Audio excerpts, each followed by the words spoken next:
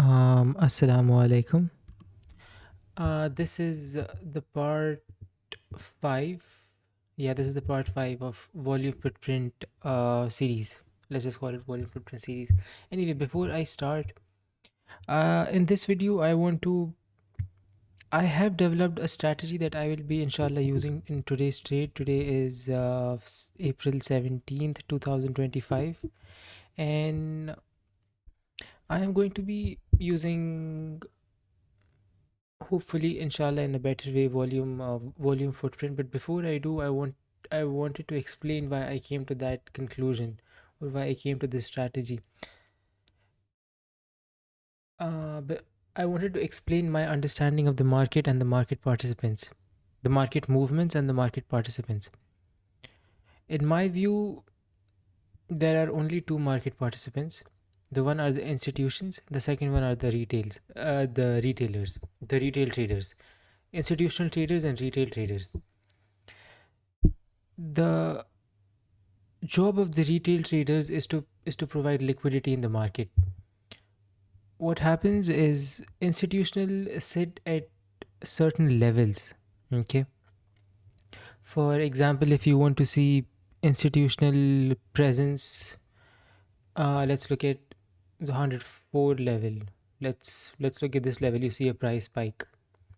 Let's look at, and as the price falls, you're going to see more and more dominance of their presence. Like they're going to become more visible. They're like hidden in these areas, something that volume footprint shows, by the way. I will discuss that in a future video, how the volume footprint shows. Or should I do it in this video? It'll become too long and too drawn away from the point. Anyway, because the institutional traders are not concerned with the immediate price movement of the stock. That is the concern of the retail traders, who are trying to make quick money on the direction provided by the institutional traders. The job of the retail traders is to make sure that the price moves. For example, if suppose there is an institutional trader who has put a buy order of 10,000 stocks at 104, suppose. Now imagine the price never comes down all the way to 104. The order will never be executed. This retail trader, via consolidation, by going up and down and seeking everywhere, finally he comes to a price where he has found an institutional trader trying to buy, which finally drives the price. The better the price, the cleaner the movement. As you can see, the movement was very clean here. Very, very, very, very nice movement. So the better the price, the cleaner the movement. Because the better the price, the more interested the institutional trader is in the stock, the more orders he has placed at that level. So better price matters. Now, so we have understood who are the two kind of market participants. The first are the institutional traders. The second are the retail traders. The difference between the two is institutional traders have large capital. They determine the direction of the stock, and they use limit orders. I will come back to this point later, but I want you to remember it for now.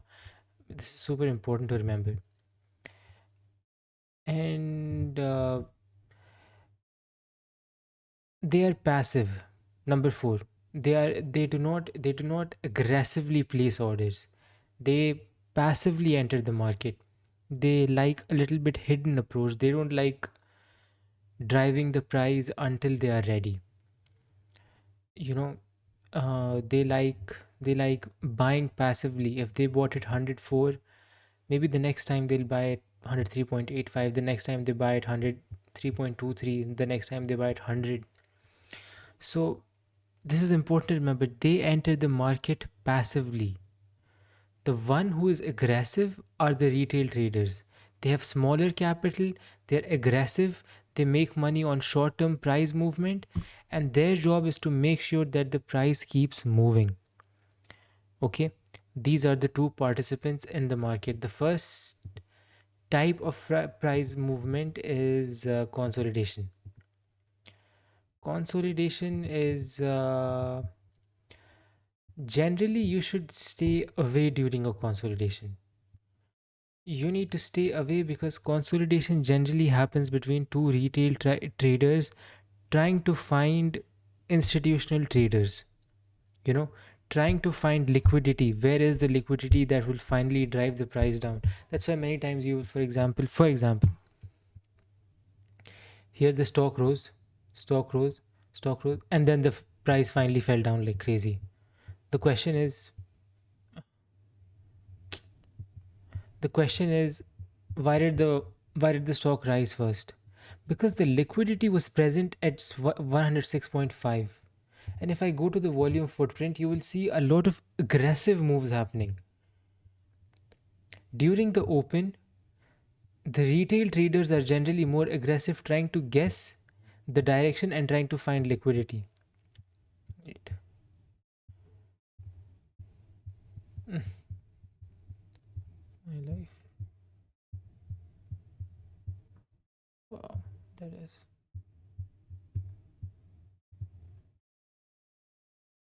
Wait.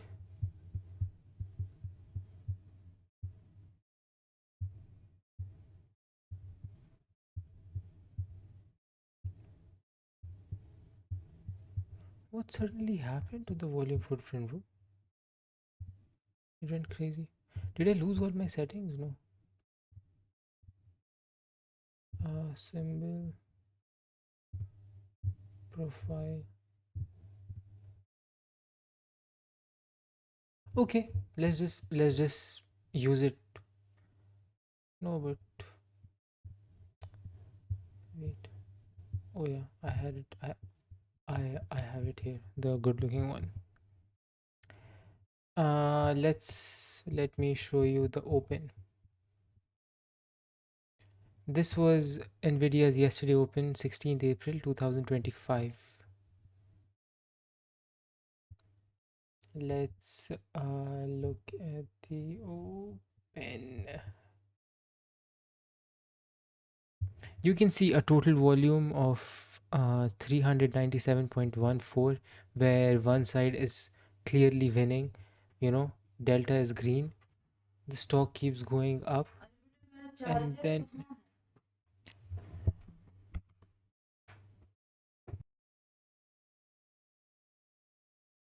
just checking if okay, I'm recording. Okay. Um, where was I? I forgot. Yeah, I was showing you that first the buying was so aggressive, a delta of 133k, 64k, crazy high volume, you know, 69.68 k. Delta is the difference between the buyers and the sellers. That who bought more, who sold more. If the delta is red, if the I don't know if it's visible to you. If the delta is red like this, that means the sellers are more aggressive. And if the delta is green, that means the buyers are more aggressive. So you can see that the buyers started with so much aggression, and at 106.5 their aggression faded. Sellers took over, and that continued. By the way, the aggression at 106.5 was the deciding factor throughout the day, and and that was maintained. But we will come back to that later. The reason why the price first went all the way to 106.5 is because the seller was waiting there. The seller did not come down to this level of 104.5. The seller was waiting at 106.5. So we need someone to move the price from 104 to 106.5. That is the job of the retail trader. So consolidation is when one retail trader, when somebody is expecting the price to go up, the other retail trader is expecting the price to go down. He longs, the other trader shorts, and the price is moving somewhere here, and the seller is sitting somewhere here between the two consolidation. and the buyer is somewhere even below. The buyer is at maybe 103 or something, and the price is consolidating here, trying to figure out where are the institutions. Are they at 106.5? Are they 104? And finally, when it finds, the institutional trader at 106.5, the one who has put a huge sale order of 10,000, 20,000, 200,000 stocks, then the retail traders figure out, okay, now is the time to move. Then everybody steps in and participates in the market, and the price quickly moves. O- So, the first move that happens in the market is consolidation. The price isn't necessarily attractive to either the buyers or the sellers because it's not at fair value according to them. The price is at no the price is either near or in between two fair values. It is not at fair value. This part is wrong. There is near equal participation from both the buyers and sellers, and that participation is low compared to what the participation that we're expecting. That participation is low. This is a choppy market condition, and of course, it must be avoided. You you gain no benefit. Even if you are correct, you gain no benefit by predicting that who amongst the two retail traders are going to win, the buyers or the sellers, because at the end of the day they do not decide the direction. The ones deciding the directions are the institutional traders. So regardless of who wins between the two, you don't win, so you don't participate in this. No one side is going to dominate in a situation like this unless the price goes out of balance and other people step in. The second move that happens is absorption, accumulation, or distribution. I switch between the terms absorption and accumulation. I use both, so please don't get confused. Now, how absorption works is let me go back to the candlestick graph. This broken volume profile graph that I have. Candles. Let's zoom out. Okay, suppose the difference between a retail trader and an institutional trader is that the retail trader really cares about the price movement. If the price went from, if he's buying here, he really cares about whether it falls now or it doesn't fall and all that. But an institutional trader, the one who has 20,000, 30,000, 200,000, 400,000 stocks, he can't even normally enter the market. Think of him as a big truck trying to take a U turn. He can't do it that easily. He needs some space. Okay. Yeah, think of him as a truck taking a U turn on a single lane road. Insanely hard for him. But if he gets that right, my god, bro, he's going long, bro. He isn't stopping for, I don't know, forever. But that turn is hard and heavy for him. So when he's trying to, now suppose the volume here was, okay, suppose the volume here was 400k. I am an institutional trader who has 20 million stocks, suppose, and I want to buy. There aren't enough sellers for me to buy 2 million stocks here. So I am going to do it over time. I'm going to do it slowly, slowly, slowly. And the better price I get for the stock, the better it is for me. Naturally, I have no reason to be desperate and drive the price upwards. I am not going to be the one making this move.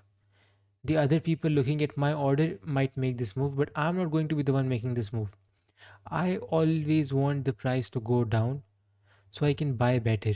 I can buy maybe at lower prices. I can buy at 100.63. And institutional traders do this passively. They get no benefit by being aggressive. A retail trader benefits by being aggressive.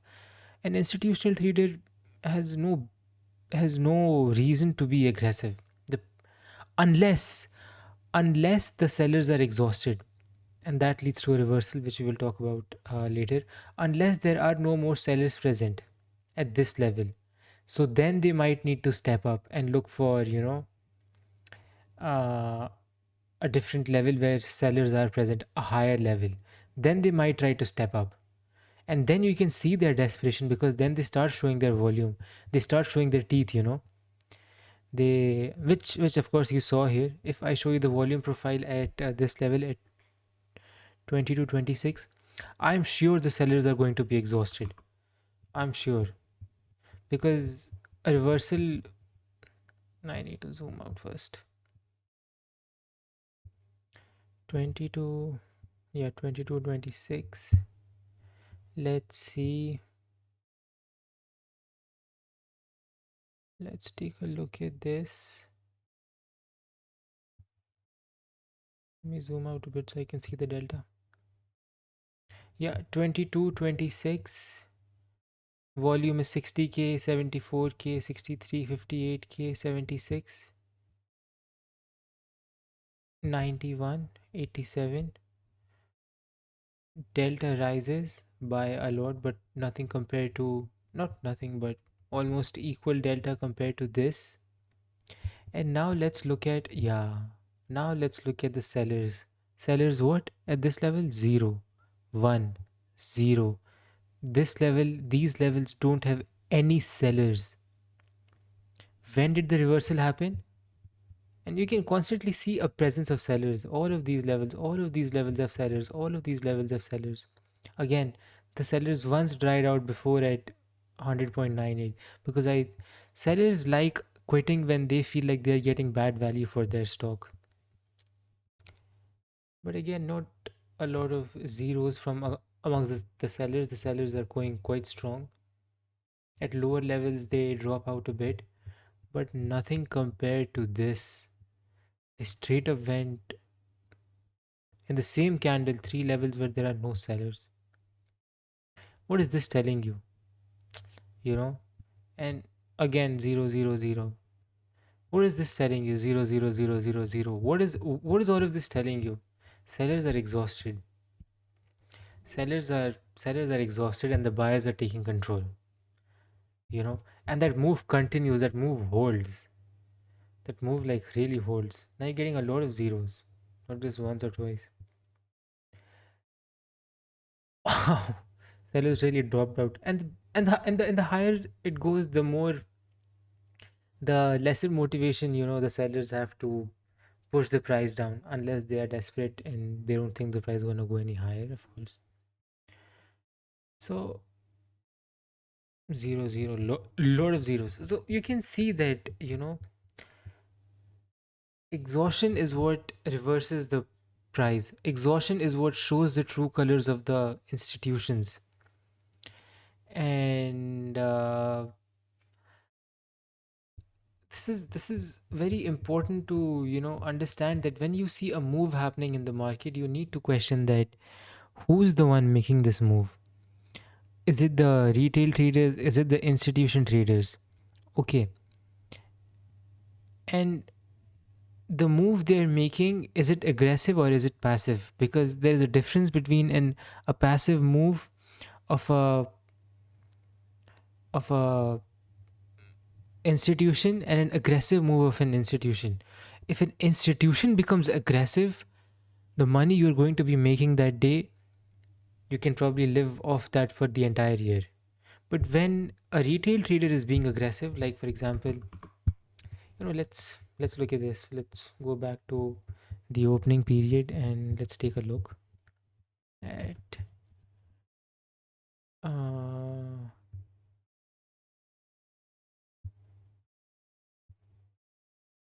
oh yeah, let's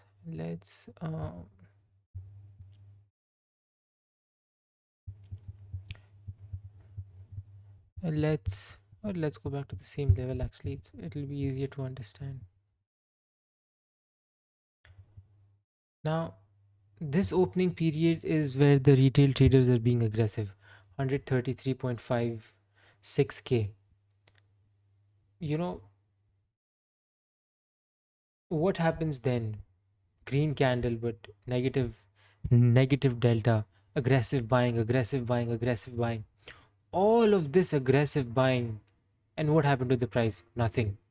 The price dropped, you know. So, the aggressive buying of a retail trader does not give you direction. So, it really matters. It really holds, it is like important to understand who is being aggressive. Just because you see aggression in the market doesn't mean it has direction as well. Doesn't mean that there is a powerful move behind it. Think of the aggression of a retail traders like an aggression of a 3-year-old. Just because a 3-year-old is aggressive doesn't mean it can do a thing. And think of an aggression of of an institutional trader as the aggression of a king. Now, if a king is angry, then you need to be worried. Okay, things might not be going well anymore. That is where you show concern. That is where you pause. That's where you think. Of course, I will explain all of this, and then I'll based on this the strategy that I've built. I will explain in the next video. I cannot put everything in the same video. How long is this one? This is already at 20 minutes. And so let me bring up the PDF real quick. When institutional traders are trying to slowly accumulate or distribute stocks, they always do this passively. Passively, always remember, they will not accumulate, or distribution happens during the top end when it's a bull market and the market is doing well. But now it's a bear market and the market is doing bad. So during a bear market, it's accumulation. During a bull market, it's distribution. When the institutional traders are trying to slowly accumulate or distribute stocks, when accumulating, they let the price fall below the view app as much as possible so they can buy at better prices. Let me show that to you real quick. Price touches the view app. The lower the price from the view app, the more the volume spikes here. The volume spikes here are even insane. Volume spikes here. Finally, they show their desperation because the sellers were exhausted. Volume spikes here. So, and this is the open. I don't think the institutional traders expected the price to go below 113, but retail desperation drove it even down. And once they drove it down below the support, I think the institutional traders held their orders. They became even slower with the accumulation. Trying not to show any kind of volume so that the price keeps going lower and lower and lower until it hit 100.5, which I think was a really good price. Anyway, um, so they want the price to fall below the view app as much as possible. The better it goes below the volume weighted average price, the better deal they are getting. So of course everybody wants a better deal, especially when you're buying in mass. And same for when distributing. They let the price rise above the view app as much as possible so they can sell at better prices. Understandable. You can spot institutions by trying to find out who is using limit orders. This I will explain maybe in the next video, not in this one. In the volume footprint chart, if you keep seeing a red delta, i.e. this, okay, fine, I'll just read it out. I.e. aggressive selling, but the price isn't falling, then you can assume that all the selling is absorbed using limit orders. This I've already explained that there are two market participants and what is their job. Reversal, I think I've already explained that reversal happens when exhaustion is necessary for condition for reversal. Reversal is associated with the exhaustion of the aggressive party, that when the one who is aggressively driving the price, in our case, it was the sellers because there's a bear market and sellers are being aggressive. When they are exhausted, then a reversal happens. Okay. Even if you spot absorption, as long as the sellers are aggressive, they are going to drive the price down because the buyers are going to let them. True. This is very true. So we saw volume here, but okay. I need the volume footprint for this one. Volume footprint is very important for this kind of trading. Mm, let's take a look at an important support level. Let's take a look at 104, 1805. Let's go to 1805.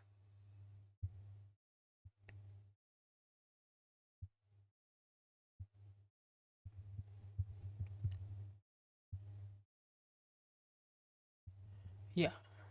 Okay, let's look at this. This is super nice, very interesting. Here, what did I tell you? The condition for a good reversal is that the sellers should be exhausted. 104 was a very good 103.81, 104 level was very, very, very nice.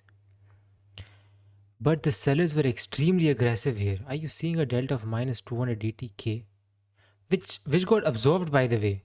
You can see how many limit orders must be placed at this level, and then the price rose and then fell again. So there was a huge presence of buyers at the 103.8 level. But because the sellers were aggressive, the price continued going down all the way to 101. If the sellers were not this aggressive, the buyers would have won, and this would have been the turning point of the day, 103.8. Because a delta of minus 280 being absorbed is really, really, really. I mean, it's something else entirely. It's showing that despite such aggression from the sellers, the price did not go down. And what is that telling you? That is telling you that this is a huge wall for them to cross. And if the sellers crossed this wall, it was only because the buyers moved lower. Seeing the aggression of the sellers, they moved lower. There was no other reason. They couldn't have beaten those buyers if those buyers even had an ounce of aggression in them. But the buyers were extremely passive. This instantly showed me that the ones buying today are institutional traders. This is how you figure out where the institutional traders are. So, this is a necessary condition for reversal is the exhaustion of sellers. This is by the way, all of me just trying to figure out the market as I understand and as we go. I have not read this anywhere. This is me just trying to read charts and try to figure out what's happening. Exhaustion, they're going to, yeah, but once the sellers are exhausted, the move is finished, and the buyers who were trying to get a good price will bare their fangs and show their true colors. Correct. Breakout and breakdown. This, in my opinion, is the rarest move in the market.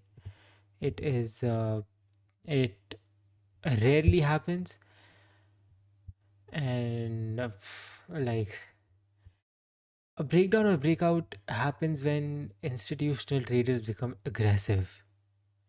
It's for example, what would cause a breakdown? Let me switch to this. What causes uh in this case, for a breakdown to happen, all of these buyers need to disappear. But they won't disappear. They need to keep accumulating the stock slowly so that when the price moves up, they get good value. If I could take a small example, maybe this would be good. You know, when a break, this would be breakout, not breakdown. Breakdown is when it breaks upwards. This is actually a reversal. Okay, let's say this is a breakout. It broke out from this EMA level. We were expecting resistance here, and at EMA 20 it broke out. This is not the best breakout, but let's just for example say, because it is still breaking, this this resistance level, which originally was support, then acted as resistance. So it's breaking above from here. This generally happens when the institutional traders become aggressive. When they become aggressive, the price moves fast. It's not going to be, they are going to rail every single seller, buy, buy, buy, buy, buy, and they're going to drive the price high. Again, this is not the best breakout example because it's very rare in the market. It's very rare to see, but it makes you a lot of money. And if you can spot it and capitalize on it, it's a very nice, and many will try only breakout. I don't think they can trade every day, but when they get it right, they really like make money. So a breakout or breakdown is the rarest market condition in which the accumulators or distributors have disappeared and the institution with large order size have become aggressive. So suppose the ones who were actually selling the stock have, it's either exhaustion of one, or generally they go hand in hand. Reversal and breakout can sometimes, for example, in cases like this, go hand in hand, that there's an exhaustion of sellers, the buyers are becoming more aggressive, and that is leading to an immediate price movement. uh, you know so they both go like hand in hand. It's generally, but it's not a necessary condition. The necessary condition is aggression from an institution traders. That like really causes the price to move when they become aggressive. The price in this case moves fast and with volume. Of course, it happens with volume. A breakout or breakdown happens when the accumulators or distributors leave the market. Like the ones who were distributing, for example, if somebody was selling the stocks to, and they have disappeared, or if somebody was selling the stock maybe at this level, at this support level, if there was another institutional trader who was selling the stock at 101.85, he has disappeared. So there is no one to provide liquidity anymore. Retail traders are trying, but it's not enough to satiate the hunger of the, institutional traders who are buying. Stuff like this causes a breakout. Drying up or aggressive buying or insane volume, something like this. The liquidity disappears and the price moves. A breakout, a breakdown, accumulators leave the market. The liquidity disappears and the price moves quick in search of liquidity. So now, for example, if the distributor has disappeared, it's going to go up and look for some other price where the sellers are present. So that is a breakout. And same for the breakdown. Suppose the ones buying today have finally disappeared. Nobody's buying anymore. The price is gonna go down to 99 and gonna search for liquidity again. Where are the buyers? Where are the buyers? And finally it finds buyers at 96 or 95 or whatever. And then the stock consolidates and decides where to go, what to do, blah blah blah. So these were the four types. First one was consolidation. The second one was absorption or distribution, accumulation or distribution. The third one was reversal, and the fourth one was breakout or breakdown. These four price movements happen by the interaction between the institutional traders and the retail traders. Um, yeah, because these are the only two market participants, and they can only have two moves each, passive or aggressive. Selling buying is entirely different story. That does not matter to me. There are two participants, each having two moves, passive and aggressive. If a retail trader is passive, it is going to lead to bad liquidity. And it is, if like, it is going to lead to more consolidation, more sideways movement. If a retail trader, if on any stock, even a retail trader is passive, that means the stock is dead. Do not trade that stock. Second move is retail trader aggressive. If a retail trader is aggressive, he is going to keep moving the price up and down until he finds liquidity, until he finds levels at which institutional traders are sitting, and then they are going to decide and drive the price in the direction they want. This is what happens when retail traders are aggressive. Now if institutional traders are passive, they let the price move in one direction, in in the direction, they do not force any price, but their presence is known. They slow down. Yeah, you can say it like this. They like slow down the fall of the stock. You know how you like, there's this irrigation system, I think step farming. They like cut areas of the mountain so that the water flows slowly. It's something like this. They like try to, what is the term, they try to slow the fall. The fall is happening, but it's slower. This is what happens when they are passive. And when institutional traders are aggressive, it's quick price movement, quick money. It's good day in the market when they are aggressive. And the interaction between these two leads to four different conditions. So whenever you are sitting in a market, sitting and trading and looking at the market, always ask yourself that who's interacting with who, and what is the market, or what is the price movement happening right now. How would you categorize it? Is this a consolidation? Have you seen the presence of the institutional buyers? Have you seen the presence of institutional sellers? Or was there no Was there no presence from either side? Is the price, and you can always find them at important levels, which I always mark in the before I start trading. You'll either find them there, the institutional traders, or you'll find them at the view app here, or I think price is more important. I don't know, but you'll find them in these two places. So yeah, this was it for this video. I hope you understand. So when I discuss future strategies and my future trades, you should be able to align with my thought process and where I'm coming from. This is where I'm coming from, and this is what I'm thinking. So I'll stop the video now. I think it's long enough. It's 35 minutes, and inshallah I'll see you in part 6, where I try to I will study and solidify my strategy, and then discuss it with you guys. I will practice it today and tomorrow's live trading session. I'll upload the videos, and let's see how it goes then, in the live trading. Does it work? Does it not work? Was I wrong? Was I correct? Is this working out for me? We will find that in the next video, or in the today's live trading video. Okay, inshallah, see you then. Allah Hafiz.